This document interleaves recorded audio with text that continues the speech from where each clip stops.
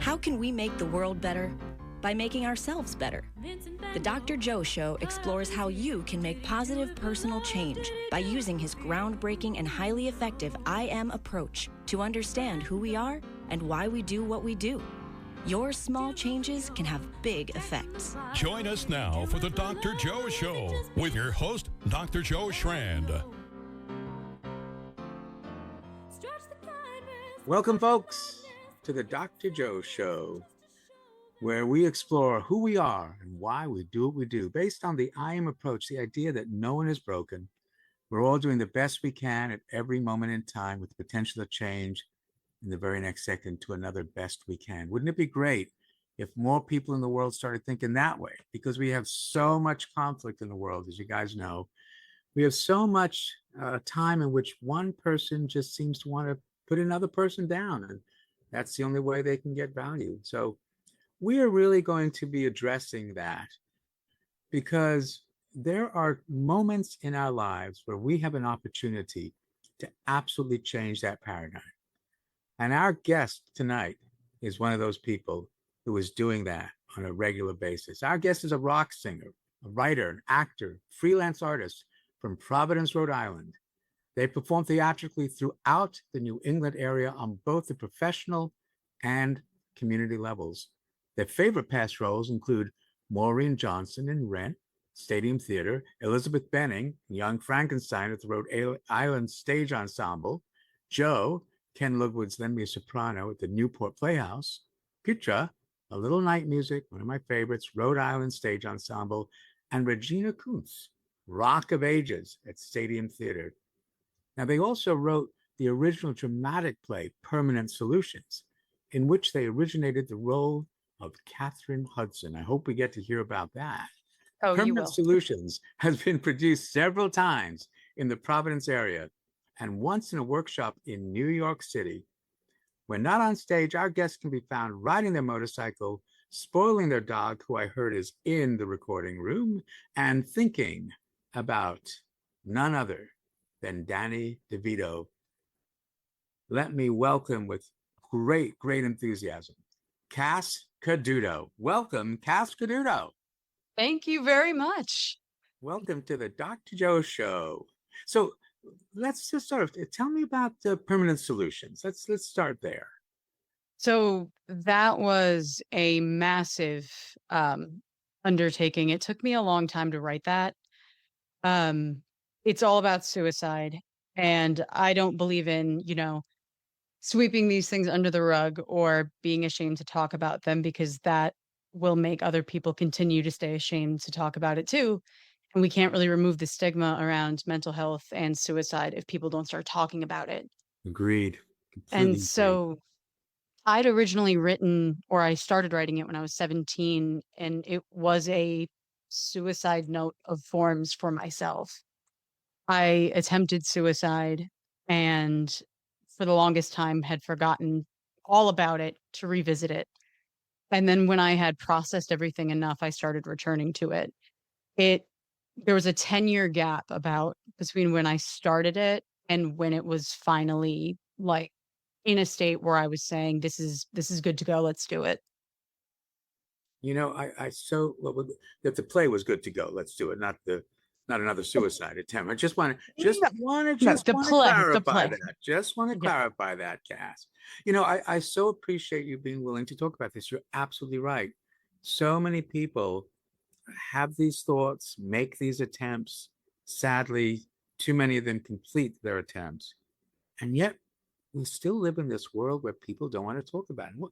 What do you make of that? What's that about? I think people don't want to admit that, or they can't admit that these actions are not about them. People can't help but internalize it, and they make it personal, and they have survivor's guilt, when at the end of the day, it was another person's decision, and people aren't ready to cope with that guilt. People don't want to talk about it. It's hard. It's uncomfortable. It makes people confront their own mortality.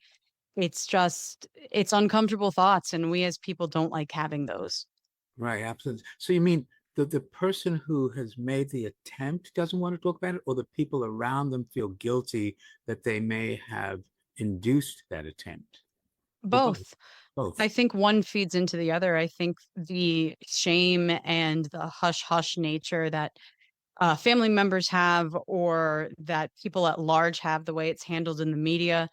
I think the stigma of all of those outside forces makes people who have attempted in the past ashamed or afraid to talk about it. And there are times too where I'm like, we're on this topic and I'm going to talk about it. And some people are going to think, wow, coming in hot. But at the same time, you kind of have to. Oh no, I'm delighted that we're talking about it, and the audience that we have who's listening to this, I feel that they're very adept and they have great insight, and they understand a lot. One of the things that I ask my patients as psychiatrists is, for the suicidal patient, do you really want to die, or do you wish you had a different life? And so many times, I'd say the vast majority of the times, it's Hmm. that they want to have a different life. Is that fair to say? I think so. And it's just, you can't really see beyond your own experience. And I don't like sugarcoating it. Sometimes there is no way out of the life you're experiencing. You don't have the financial means or the educational means or the geographical means to do the things you want to do. And it's this whole pull yourself up by your bootstraps and you'll be fine. And well, you're just not working hard enough. That's only true to a certain extent. There are so many outside things sort of confining people and making what is very possible to one person impossible for another. And that's really not helping the mindset of these people. I mean, you get to a point where you're like, I would love another life. That's Yeah, not possible. I'm right. out. Yeah, And yeah, it's really hard. Uh, Everybody is different, of course, but there are a lot of underlying things that are uniform throughout. yeah. Such as what? What are the uniform things? I think I think there's an element of hope, or maybe not hope, but desperation leading up to the act. Yes. I mean, I don't even think it's conscious most of the time. Yeah. I'm so glad you used that word desperation, because I've heard so many people on the other side say it's a manipulation, and it's not. It's a desperation. There is a Mhm. huge difference. And it's so important, I think, for people to be able to step back and have empathy and wonder about what's going on with this person, that's what they think, especially 17-year-olds, because I work a lot with teenagers, and that 17-year-old, that adolescent mind is at this really interesting brink between everything being here and now and beginning to develop a brain that can think about the future. Mhm. And sometimes some kids with that depression think about the future, but all they see is more here and now, as if nothing will change. I simply didn't see a future. Mm. And, I didn't have a lot of friends. I wasn't necessarily bullied, but I was antisocial. I sort of I ran by making people afraid of me. And I did have a couple of friends, but they were all going off to college and I wasn't. I didn't see a point in going to college because I didn't intend to live very long. And that sort of set off where I was now. I still don't really know how to look at the future because I'm like, I never planned to make it to 30. And now I feel like I'm just rolling with the punches. And I'll admit I'm pretty good at doing that. Might be the ADHD, but it's every day is a little new. When you're 17, 18, you're planning, oh, what do you want to be when you grow up? Here, sign your thousands and hundreds and thousands of dollars away to debt to do Right. this thing that you may or may not want to do. Or you think about where you want to live, and you get to have, to an extent, maybe 4 more years of being supported while still being independent. I didn't get that. And it forced me to grow up way, way faster than I should have. Yeah. So permanent solutions. if it's with the suicide theme, it has a pretty powerful meaning, permanent solutions. Yes, and it's something that one of the characters sort of proves wrong in a monologue. The whole thing takes place in one room, Sure. and over the course of 12 hours, there are these two women, one of ambiguous age, you can guess she's probably mid-20s, and one who's 20, polar opposites, and they're forced to spend the last 12 hours of their lives together. They made the decision to kill themselves, and the method, which is some sort of assisted suicide thing, is a pill that will shut down your immune system over the course of 12 hours so that there is no body resistance, there is no pain. The second pill will just do it. So they did not know that they would be with somebody. And the two of them who seem to have nothing in common, there's no way these people are going to connect. One of whom, Catherine, was based off of the kind of antisocial person I used to be.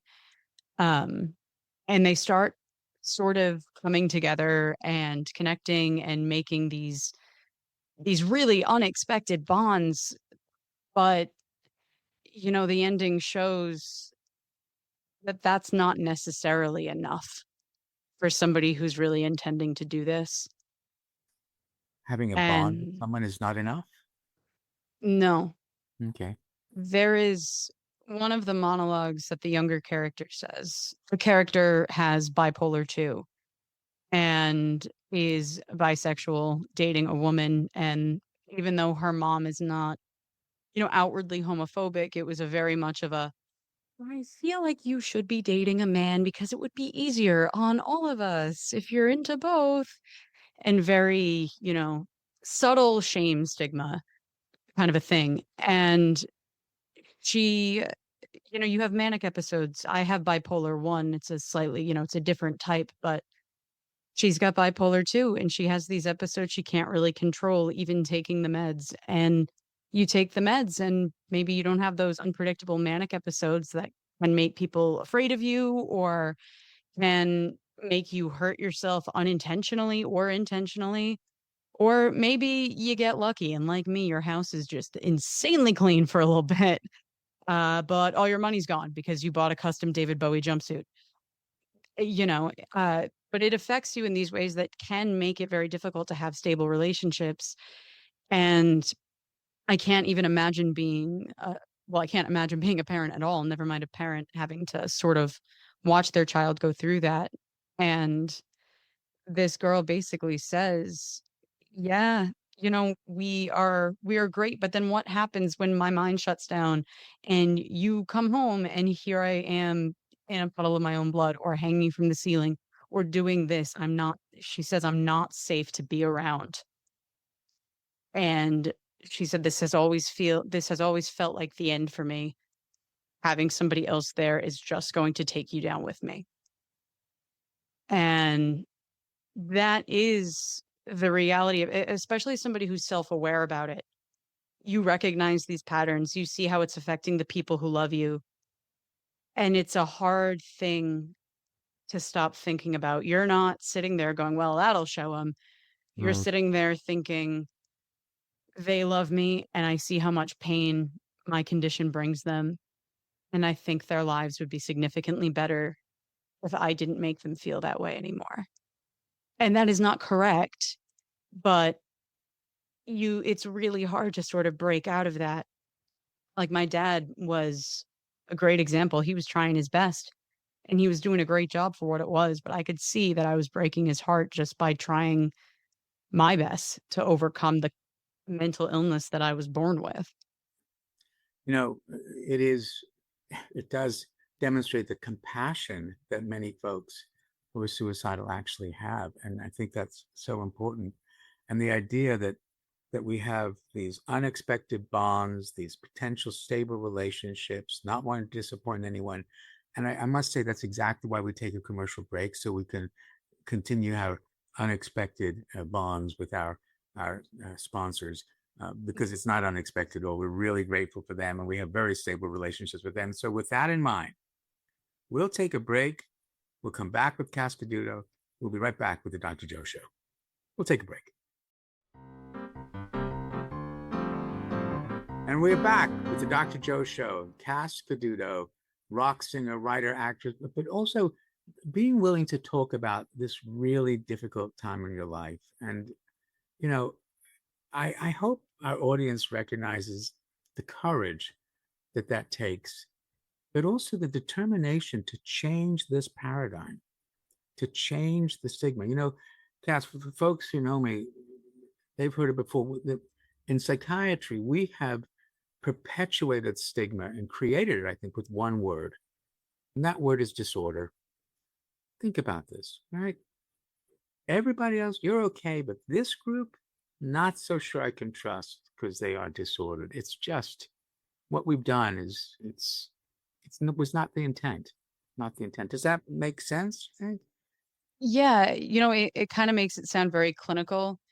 And when just hearing disorder, it almost dehumanizes the Right, person going through it. It makes them right. sound like a case study, Exactly right. forgetting that's a human being on the other That's end of this. that's exactly right. I mean, the one that gets me the most post-traumatic stress disorder. You got your response to your trauma wrong. What's wrong with you? It's like, Hmm. are you kidding me? Anyway, I am determined to try to move psychiatry away from that word. I prefer the word condition. Bipolar condition. The other one that really sucks is substance use condition, just because that's the acronym. Um, Yeah. yeah, sorry about that. So let's keep going. So you've continued to work with theater. You've continued to be creating, and you're in the process of creating something new right now. And can you tell us about Glass Shard Eden?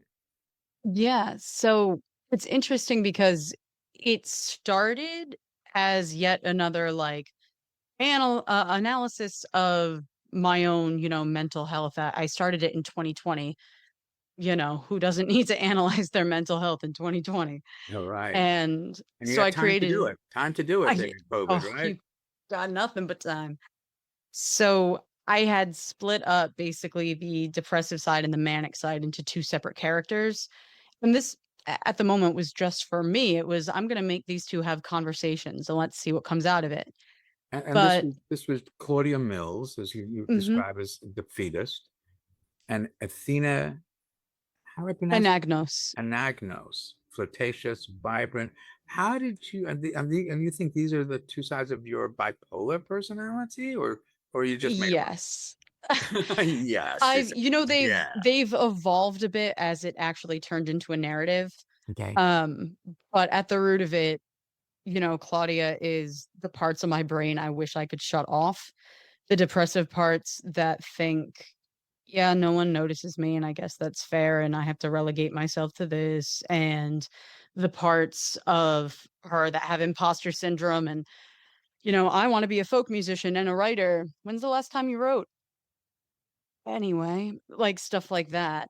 And Athena is the manic side of me that can get a little self-absorbed, that goes out and doesn't sleep at all, that kind of just like flirts with everybody and makes bad decisions. But at her root, she is a good person. She's very sweet. She loves Claudia unconditionally, but they both have so much work to do on themselves. They balance each other out, but they can't save each other. Um, nor can one person cannot ever save another person, physically aside, those are situations without the consent of that person. Yeah. And when we first start the series, those two aren't ready for that. But they're just two pieces of the whole thing. It started that way and they're going back and forth and they decide to take this road trip and they wind up after crashing their car, they black out and they find themselves in this really weird world. The new strange world kind of trope, but it's very different than what people are used to. They- Um, they meet these two brothers, Devante and Waylon, who Devante's very fun and he's a kind of person that like, nope, I can't stand still with my thoughts. Otherwise they win. I have to do something 24/7. Whereas Waylon is a very strong, silent type. Honestly, he doesn't even say much for the first few episodes. And they're brothers and they had a very traumatic, horrible, racially motivated event happen to them before they themselves wound up in this world. And the way that the two of them handle it, and the way that the two of them have grieved or not grieved, is just, they could not be handling it more separately, which has caused quite a wedge in these two brothers that used to be like inseparable. Even though I'm harping on a lot of the serious topics, it is actually a comedy. And It's it's great. a it's a dark comedy, it's a satire, but at the same time there are these, underlying themes that do not go away. And occasionally you'll be laughing hysterically at the trippiest, most Monty Python stuff you've ever heard. And then all of a sudden, you know, mood change. Oh God. But it's inspired by a lot of comedies. It's inspired by Welcome to Night Vale, a podcast that I think walks the line of serious and absurd very well. And it's inspired by a lot of the weird British kind of shows I grew up watching, the IT Crowd, the Mighty Boosh. Um, don't watch the Mighty Boosh sober, just telling you that right now.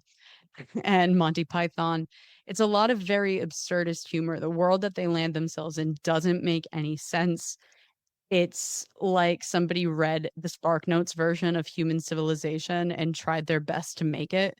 Like, everything is just slightly off, and the people that live there are either fellow fellow members of marginalized groups, or they're these weird non-human things, and like there's like a psychedelic cloud man basically whose job it is. It's not even a job, he just does it for the love of the game.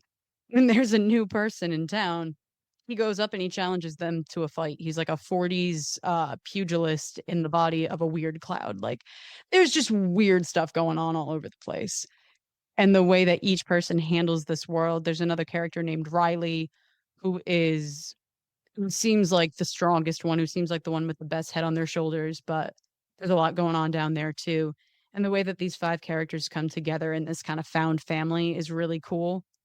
Um, but then the way that this world, which all of these marginalized groups are no longer marginalized, they are they are the world, and all of these fears and the dangers that they used to have to really be vigilant about no longer really exist. And it's sort of deconstructing who we would be without that threat of outside danger and the prejudice that we face. And like you were saying in the beginning, just humanity's need to sort of put other humans down for no reason. True. And it's Well, exploring who they might be with that, without all of that. I think there sadly is a reason. I don't agree with it, but I think the reason is we all want to feel valued. And sometimes Right. the only way you can feel valued is to take somebody else's value away.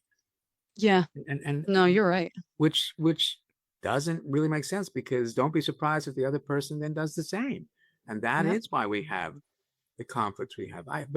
But this idea that, can we really move away from this primitive limbic survival mode? I mean, Hmm. that's part of our evolution. I mean, we were not the biggest, the fastest, the strongest, and we were always the prey. And then we formed social groups. So Yep. that's what the world is that you're creating, is that we don't need to worry about that. It's a bit like that. There's a lot of different big things going on there. In fact, you don't find out what this world is. You don't find out what is going on. There's a framework narrative where 4 out of the 5 leads are giving interviews, but you don't hear the questions. Hmm. And so for the first 3 seasons, people are going to be listening to this going, "What the hell is going on?" And that's, part of what will keep you listening, is trying to figure out what this place is and what they're dealing with and why they're there. And it's done in, again, a very satirical, darkly comedic kind of a way. But when you find out like what it is, you're going to both laugh and go, "Oh no." Hmm. Cass, how do people hear it? Where can they find it? Well, that's the thing. They can't find it yet. Ah, Um, right. So I finished season 1. I finished writing season 1. It's going to be a 4-season thing with 10 sort of half-hour episodes in each season. And I could use this podcasting equipment to record everything, but that wouldn't be doing it justice. Um, there's a lot of dialogue. There's a lot of weird side characters. The dialogue is very like zippy and witty and funny and back and forth. You can't really do that one or two at a time. You have to have everybody in the same room with a professional sound person and producer who knows how to capture that with enough space that you're not bleeding into each other's microphones. Mm. You want to have music. You can't have a fiction podcast without some sort of sound in the background. It falls flat. You Yep. need to have music. You need to have artwork. You need to copyright the things. You need to do so much. And I am not using AI for any of this. To hell with that. I'm Mhm. having humans write the music. I'm having humans create the artwork, and none of what is written with AI.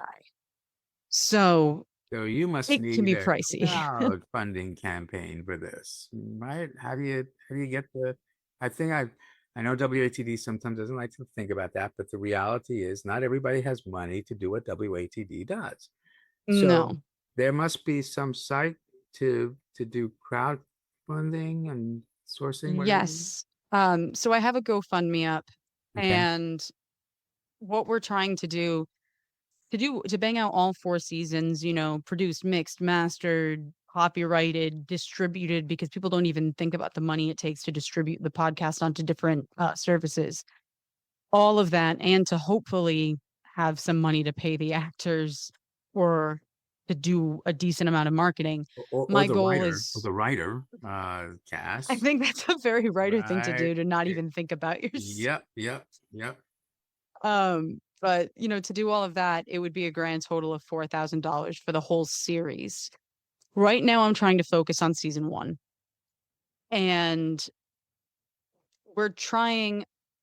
Actually, no, for all of season 1, it would be $4,000. I misspoke.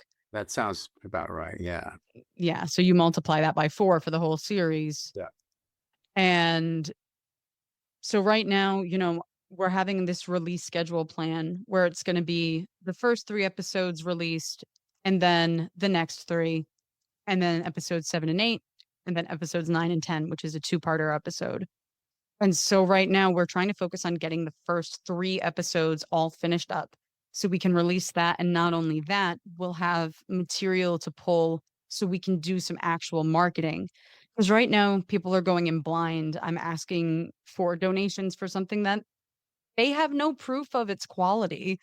Like people who know me know I can write. Strangers on the internet are like, yeah, but what if this sucks? Or how do I trust this person to actually use the money for what they say?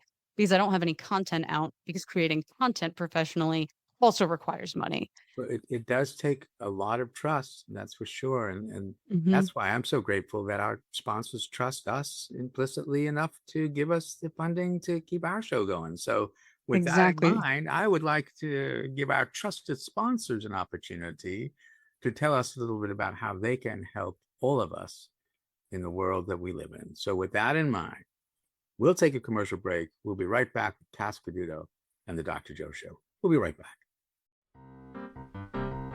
And we are back with the Dr. Joe Show. Cass Caduto, who is creating a whole world for people to listen to, but is going to need help to do it, as with everything, right? I mean, fundraising is real and it's perfectly reasonable to ask for it. So, Glass Shard Eden, there was more that you wanted to talk about that. But before we get there, I'm just going to say this one thing: that do not give up. Do not give up on the crowdsourcing, because that was exactly how my eldest daughter, Sophie, was able to fund her first shows of Science with Sophie, which is now a Telly Award winning show, science comedy TV show for girls, but really for everyone. Just picked up by PBS and Nature. You can watch her electric vehicle road trip. Rivian gave her a car. She had to give it back, but Rivian did give her a car to go from California back here to Marshfield and back to California. And that is now being dropped 1 episode a week on YouTube. And you can just go to YouTube, and PBS and Nature has picked it up. So That is amazing. so do it. And she is also in the Obama Presidential Library as one of 33 change makers. You That can is just even go more ahead amazing. and I'll just boast one more time, Cass. I know, have you seen Odyssey yet? So, Not yet. well, Plans to see it next week. so when you see it, stay for the credits, because in the credits, assistant music editor Rebecca Schrand, that is my youngest daughter. Oh my So, God. Cass, you can absolutely do this. Do not give up. But there's more. I mean, it's a powerful show that you're talking about, being in another world, exploring who we are as human beings. There was more that you wanted to say about it. We were off air a little bit. Go ahead. Yeah, I did kind of want to mention the reason I think that this is an important show to get put on right now. You know, we're all doom scrolling, we're all waking up and feeling stressed out about money, the economy, about global everything, about the state of everything. And it's natural for us to want to talk about that. It's natural for us to want to think about it and stay informed. And it's also natural for us to want to avoid. And I think that there is a happy medium somewhere. I'm not saying this is a happy medium to save everything, to salvage everything, because I don't think that whatever happens is not going to be simple. But I think there is a happy medium in which we can get from day one to day two and try and just save what mental health we can so that way we can have important conversations when the time comes. And this podcast aims to do that. Like I said, we talk about really heavy stuff. The overarching plot and themes are very real. They're very relevant. But one of the best comments that I got, we did the read through. The show is basically cast and everything. We did a read through, and after everybody read through everything, somebody said, "You balance, like, you get serious when you need to get serious, but you also balance the comedy without hitting anybody over the head with it. The transitions are so good." And that's the thing. I don't want to be preachy. I don't want to talk down to people, but at the same time, I want to get points across, but I want you to laugh while connecting those dots because laughter is really important. Comedy is really important. People put comedy down all the time, and I don't know why. Because you can go to acting school and learn how to give a powerful monologue. You can't learn comedic timing. I It is a skill. I completely agree with you. The humor, folks, has a neurobiological effect on your brain and reduces the cortisol neurohormone of stress by by releasing all this. Look, human beings have designed to laugh. So I absolutely agree. I must admit I've got myself in a bit of trouble here and there using humor, but you know what? It's still there. It just changes that tension in the room, right? Is that what you're experiencing? And It does. And I think that people need to remember that even in times like these, it's important to laugh. yes, Being able to feel joy, being able to still laugh at things and experience any sort of good, the good chemicals. Um, Yeah. it's really important. It can be read as an act of resistance, even if you're feeling guilty about it.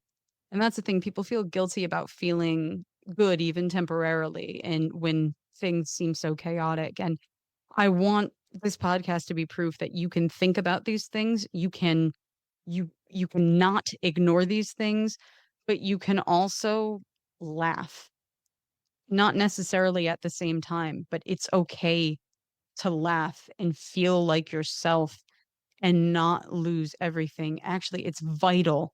Yeah. If we're all going to make it through these times, it is vital that we remember joy because then what else are we fighting for? right, right. And laughing and feeling joy doesn't mean you're dismissing the reality of the stressful world around you. Exactly. It doesn't mean you're dismissing it. So you don't need to feel guilty about it. The fact that you Hmm. feel guilty about it, it's okay. It means that you care about the world. You can care about the world, but it is so important to be able to reflect and go, you know what? We can change this. If we keep avoiding things, see, every time you avoid things, you could begin convincing your brain that you're not strong enough to deal with it. Exactly. That is a very good point. You And I think, as I'm trying to get up to just the first 3 episodes of season 1, I'm trying to break it down, make it more feasible in my brain. And we only need $350 more dollars to produce the first 3 episodes of season 1. And, $350 is not a lot when speaking to an audience. If 350 people donate $1, Right. we're there. Right. And you get And 350 listeners as well. That's exactly. right. Right. So we're so close to getting going on this and then having a product to actually show people, if you enjoy this, if you want more of this, please continue donating so we can finish this story.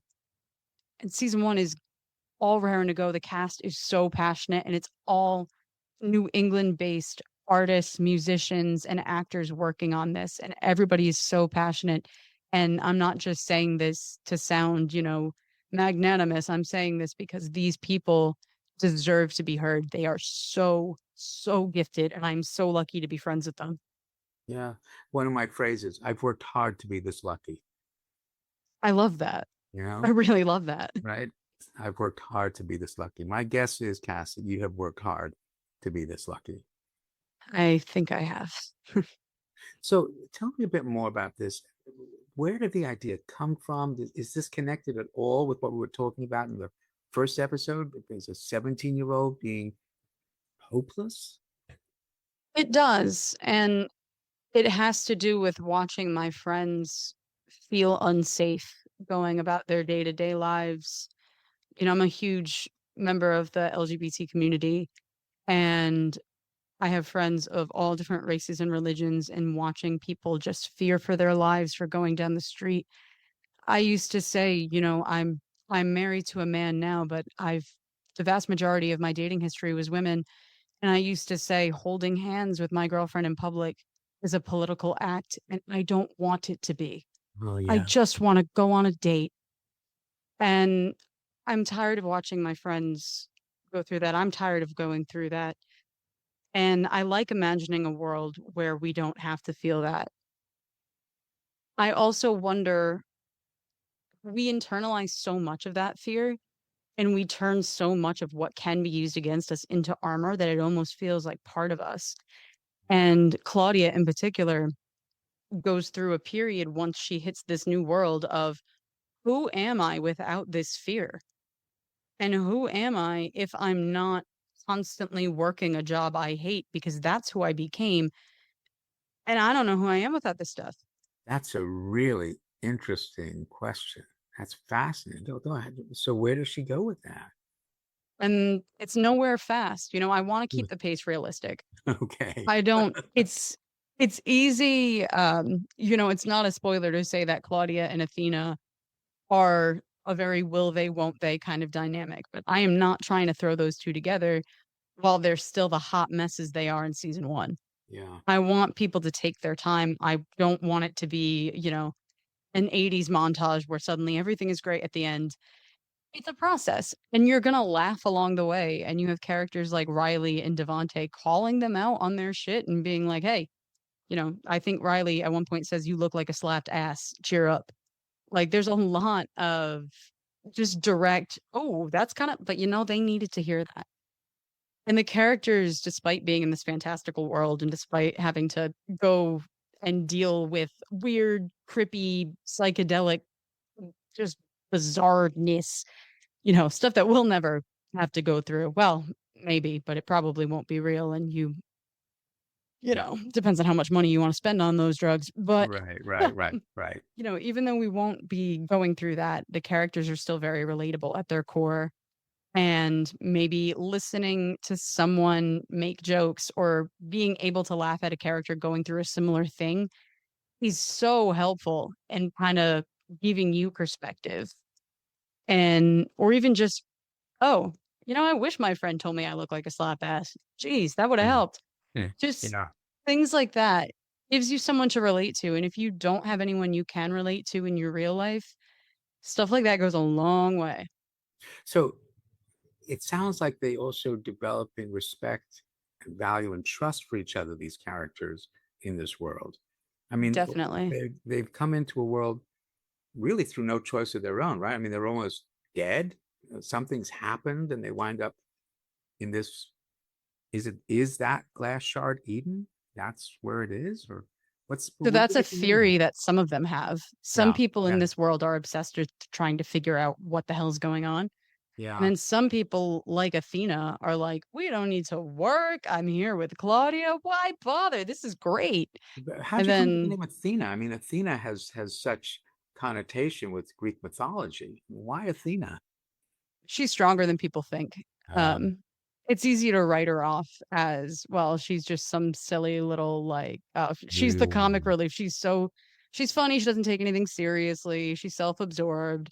I'd probably not like her in real life, but she's very entertaining here. But she's way stronger than you think. And she spends a lot of the first half of the show needing external validation in order to operate. And her learning to break away from that is, you get a whole new girl. yeah. Well, I mean, that external validation, we all need that, don't we? Which Hmm. is a little bit sad. It would be nice if we could just feel valid on and of ourselves, but I feel that way 3 times a show where I need the external validation of my sponsors just to be sure that we're still get to be here every week, which we have been for over 9 years now. I think we're approaching. It's pretty cool. So thank you, sponsors, for validating me. We will take a break, listen to what you've got to offer all of us, and we'll be right back with the Dr. Joe Show. We'll be right back. And we are back with the Dr. Joe Show. Cass Caduto, who is working on a project, Glass Shard Eden. And folks,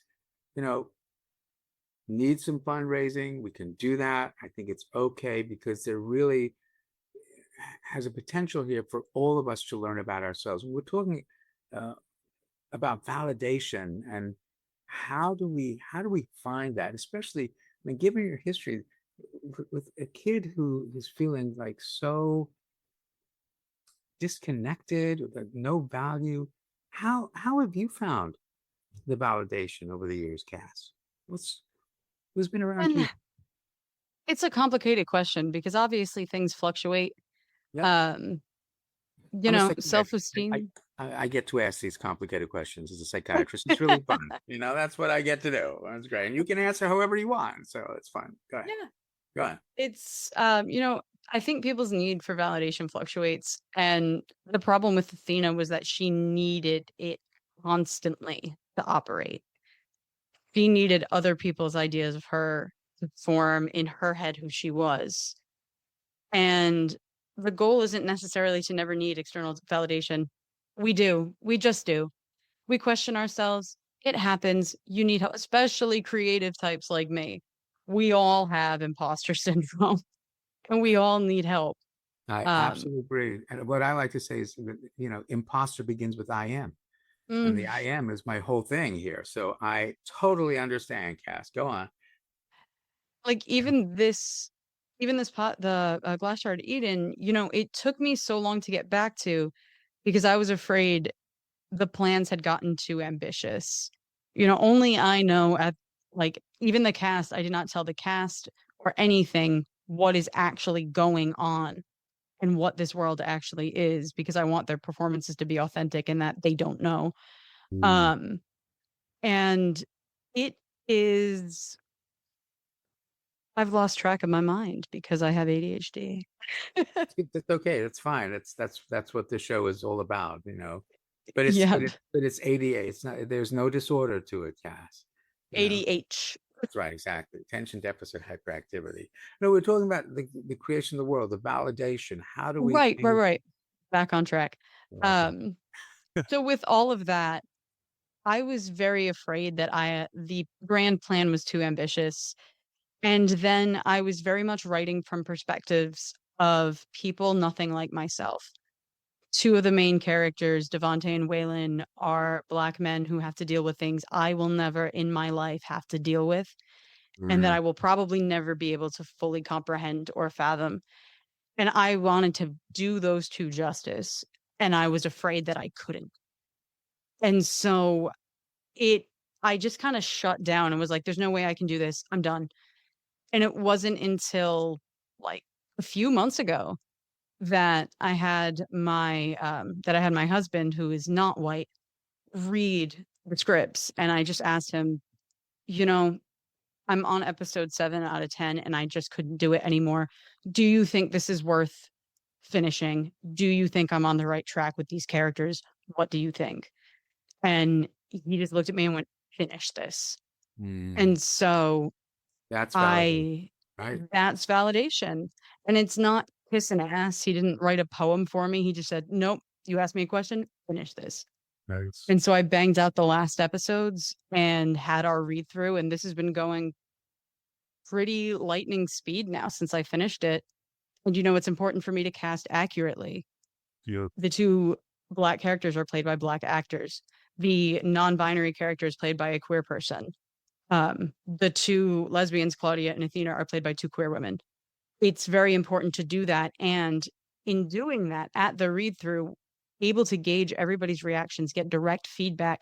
Am I doing justice to these people whose lives I will never have to live? And that is a form of external validation that I needed, but I think it was good that I needed that external validation. Because with ego, it's important to know when you should question yourself. If you walk in and assume, I know everything, it doesn't matter what you guys say, I know what I'm doing. 1, you're going to get a terrible product. And 2, you're going to be insufferable and your art is not going to be authentic. It's going to be based off of how important you think you are. Yeah. And that's not okay. So it's finding that the sort of balance of I am confident, but I need help. And being able to admit that there is no easy formula for it. But that is not a weakness, folks. When you admit you need help, It's a strength. absolutely, absolutely, to be able to be vulnerable like that, because it also means you're willing to look around and find someone you can trust to help you. Exactly. And it's a strength to be able to trust. It really is, which is sort of sad. Think about it. It should just be a natural thing that we do, but it's trust is based on a neurohormone called oxytocin, not oxycontin, and it's that feeling you get when somebody says you're amazing, and that's what the I am is basically saying.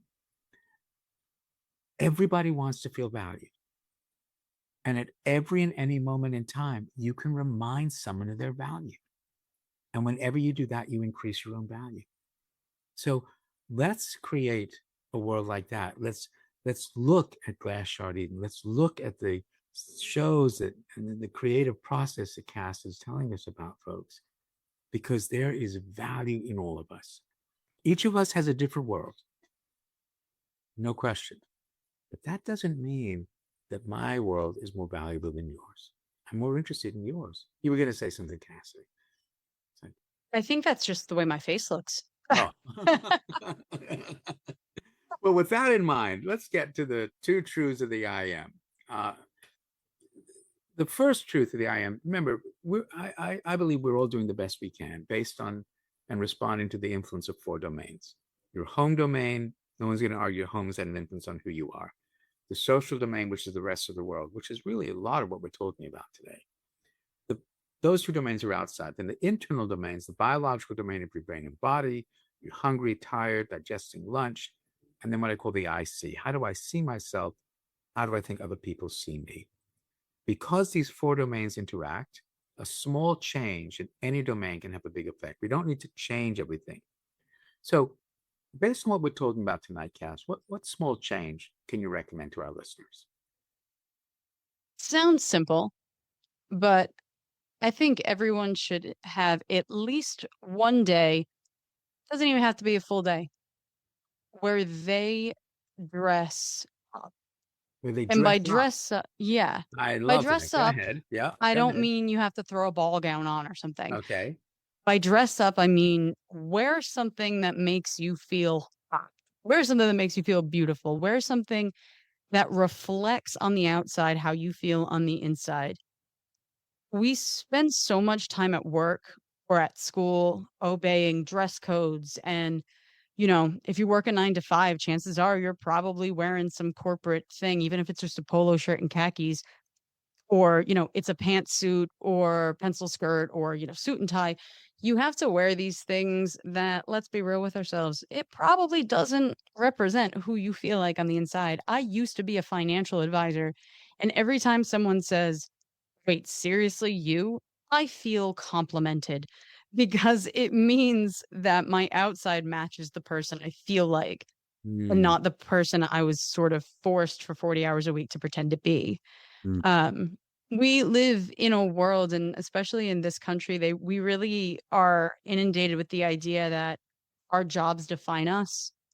When you meet someone, you ask, "Oh, what do you do for a living?"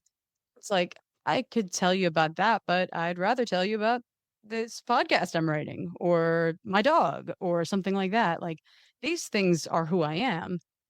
The way that you make money to survive is not who you are.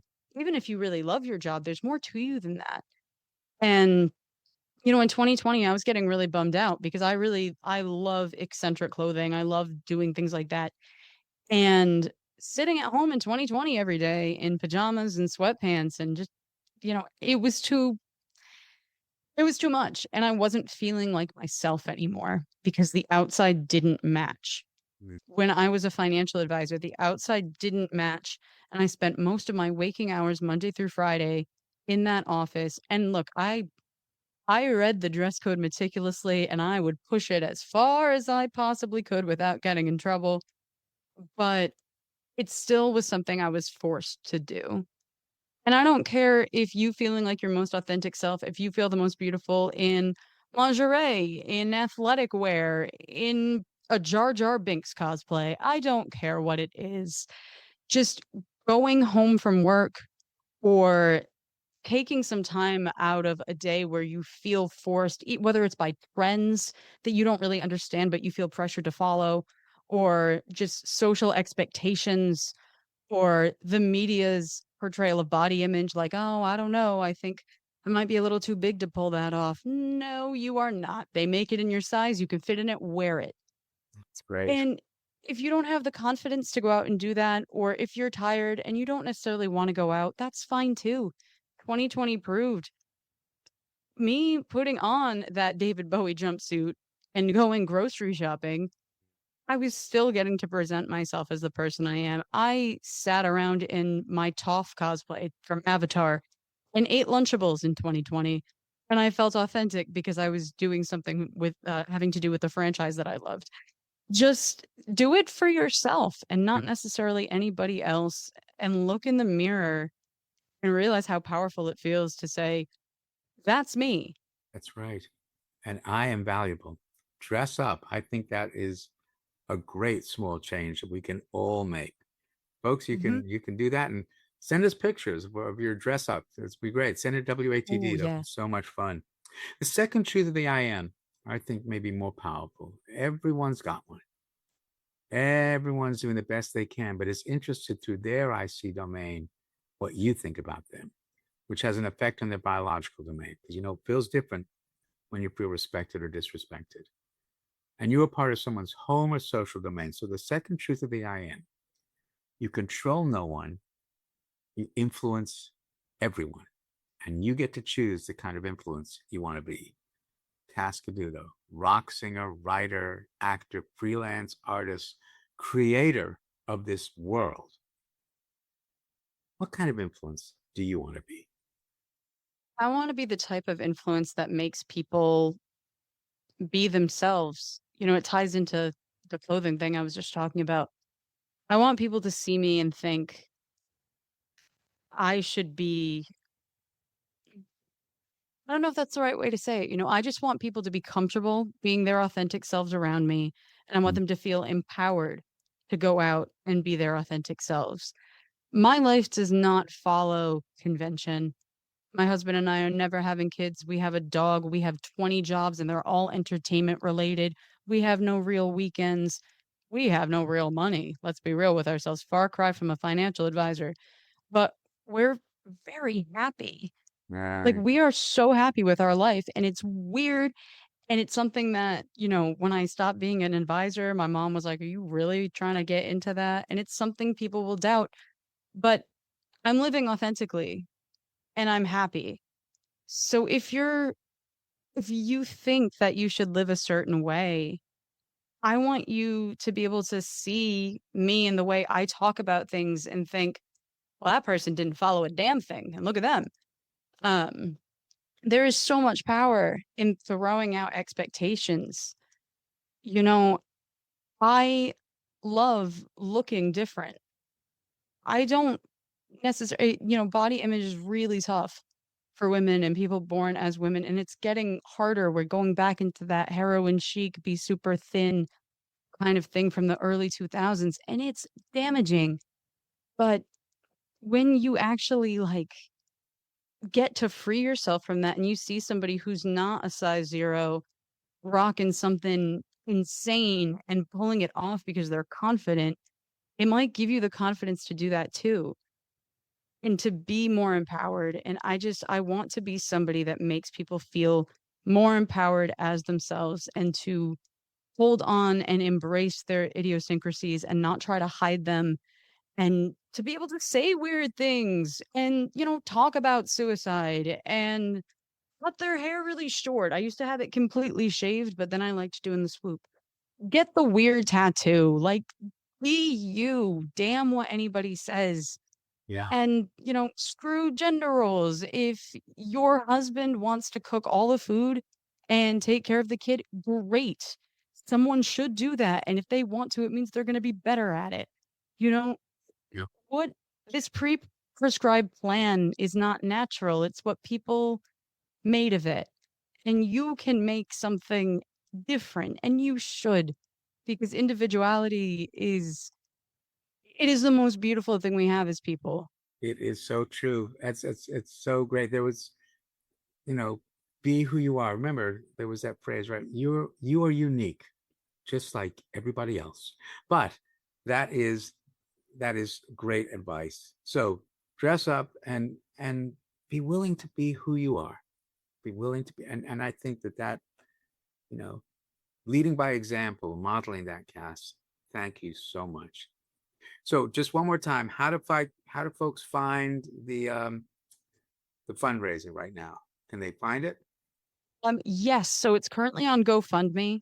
Okay. After we get a certain amount of funding, probably for the first 3 episodes, we'll start putting out a Patreon for people to subscribe once we have actual content to back our word up. But for now, it's on GoFundMe, and you guys, I believe, have the link that you can Yep. post. We will post the link on our website. Beautiful.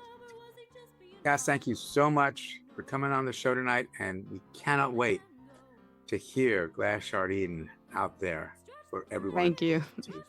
Folks, we'll see you next week. Thanks for listening to the Dr. Joe Show. Take care. Bye, everybody. Bye. Go, go, go, go, go, go. Then